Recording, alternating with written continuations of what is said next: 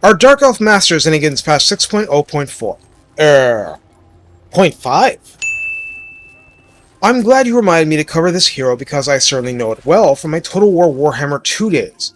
Let's look at what they can do for you in the current game version, because they were huge pluses to the roster when they came in and have aged like fine wine. Recruited for a nominal cost of 1200 gold and 300 upkeep, so not cheap. On Ultra he comes in at 3700 health on foot. Armor is 90 and his shield blocks 55% of small arms missile fire. Treasure this because this shield is highly perishable.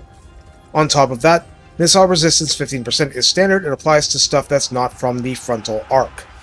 Leadership 75 is very decent, as we might expect from a spine-stiffening unit. Speed 36 and charge speed 44 are far from terrible. Melee attack of 36 is quite low, but stay tuned. Attack interval 4 is the standard level, splash target size is large, so this will splash trolls on down, and max target splash under the current system is 4. I actually think it was 4 anyway, but other stuff got reined in. Melee defense of 50 is fairly stiff, especially compared. Weapon strength is 360, hardly the highest, but the ratio is base 145 and armor piercing 215, so most of this goes through armor, and there's a bonus versus large of 30. So not only is this one of the rare units that's shielded and has anti-large, but the bonus is one of the fattest in the game right from rank 1. Charge bonus is only 20, and the mass is 400, but not only does the Master have charge defense versus large and charge reflection, not only does Murderous Prowess help him out when that procs, also he has Hide in Forest and Standard Encourage Aura, but without skill pips, without fussing, he has Guardian, providing 15% physical resistance to friendly Lord and Hero units in a 35 meter radius. Now yes, there's a lot of magic and demons exist, but a lot in this game still doesn't have magical attack, and in those cases your lords are that much better protected. And yes, two masters will use it on each other just fine. On a Dark Steed, the Master has 4,296 health default, as is traditional, lots and lots of stats are unchanged, but the shield goes down to a 35% missile block chance. For your trouble, speed shoots up to 92, charge speed is 110, charge speed 55, and mass is 1300. Of course you lose the charge reflection and all that, but the bonus versus large is still 30, and it's still an armor-piercing heavy weapon. Now, all that said, it's still melee attack 36 to start since, and so, aside from successful charges, fighting infantry is still going to be a slog, and that's a basic truth about this hero. How about on a cold one? Health goes up to 4,486 base, armor rises to 110, the 35% block shield is retained, speed 68 only, charge speed 100. Now, this was already an armor-piercing unit, so we hope to see other benefits. Weapon strength 360 sounds the same with a split of... Wait, this is different! It's base 80 and armor-piercing 280 now. That's much better. That's a much harder split toward armor-piercing. I don't think I knew this 3 years ago, so I'm making a big deal out of it. Bonus versus large is still 30. Charge bonus is still 55, and mass is now 1500. Also, causes fear is now attributed to the unit. On a cold one, Chariot. Yeah, deal with it, he gets lots of mount options. Health rises to 5,130, armor is 110, you still get 35% block of missile fire, speed 66 and charge speed 100, but it's a Chariot. Melee attack 32 is not that much lower than usual, but attack interval 4.6 is an indication something has changed. Splash target size, very large, means damage dilution, even against low entity chariots. Max targets damage of 3, and that's 3 in pitched melee, not charging. Melee defense 28 bites, it just plain bites. Weapon strength goes down to 300, split between base 90 and 210 armor piercing, and hey, armor piercing chariots are still nice. Here we finally see the bonus versus large disappear, replaced by a bonus versus infantry of 20. Charge bonus of 75 is quite formidable, and mass of 2000 is very nice. It can still hide in forest, just to know, and causes fear like the standalone mount. For the Master's fourth and final mount, the Dark Pegasus knocks health down to 4,614, armor is 90, but there is no shield of any degree. Speed 105 and charge speed 108 are values given for in the sky because this mount flies. All the melee stats from attack to weapon strength, damage split down to the bonus versus large of 30 reflect the Dark Steed. Charge bonus is a very healthy 60, and mass is 1000, does not cause fear. That's a lot to take in, isn't it? Let's look at the skills. As an embedded soldier, the Master is a training hero, which nowadays means he increases experience points earned as a percentage for units in the army. 3 pips makes that percentage an extra 30% better than default.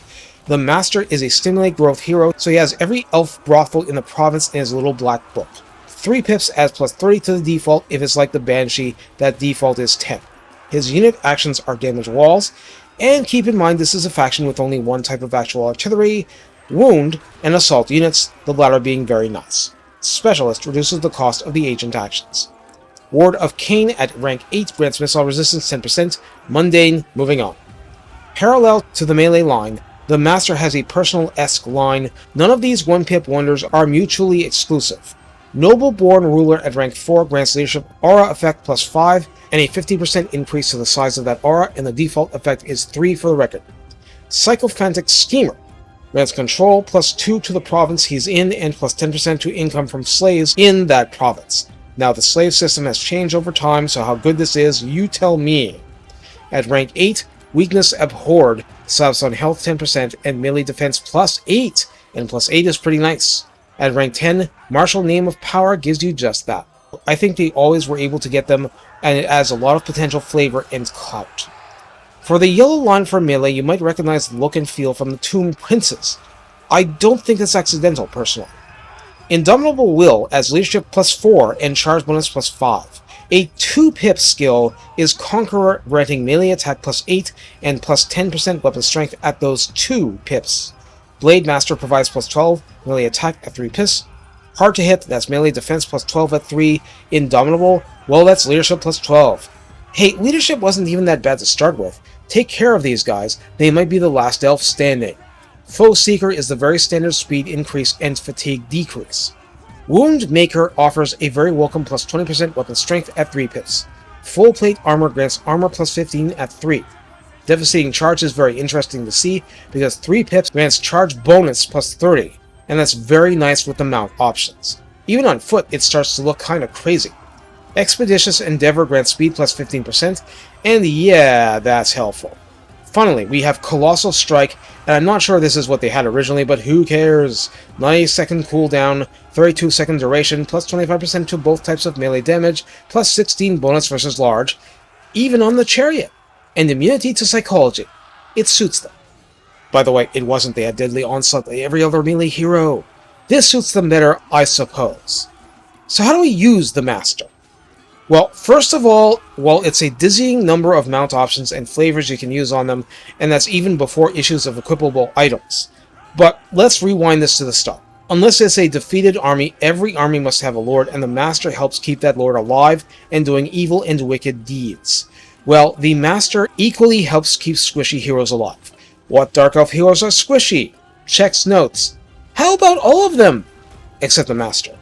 So completely aside from slave income, completely aside from training, completely aside from adding leadership to troops in the middle of battle, the Master is there to keep things under control when things get scaly and you need a dragon cut down to size. The Dark Elves don't always have the most convenient anti-large available, but tend to have lots of range. The Master can target, slow things down, and while his health is a little suspect in comparison, he can help with all of your physical game needs, as well as help pin things down for magic. In other words, it's hard to find a battle where he isn't relevant. That's barring very special cases like a Sisters of Avalor Doom stack, because even if on foot 55% missile block isn't going to be enough, well, that's special cases, okay? Nothing deals well with that Doom stack. For everything else, the Master is useful in an army, he is useful out of an army. Assault units can be very valuable if it works, and generally, though as any elf hero would be, he's pricey, he is bringing value. Think about the mount, or lack thereof, carefully for what you're trying to do at a given time. Most of the time you're using him as an emergency reinforcement role, or for simply holding the line to prevent it from crumbling against big nasty stuff. Masters are not invincible by any stretch. They need the rest of your force. They're just the best anvil heroes you have, and that's worth something.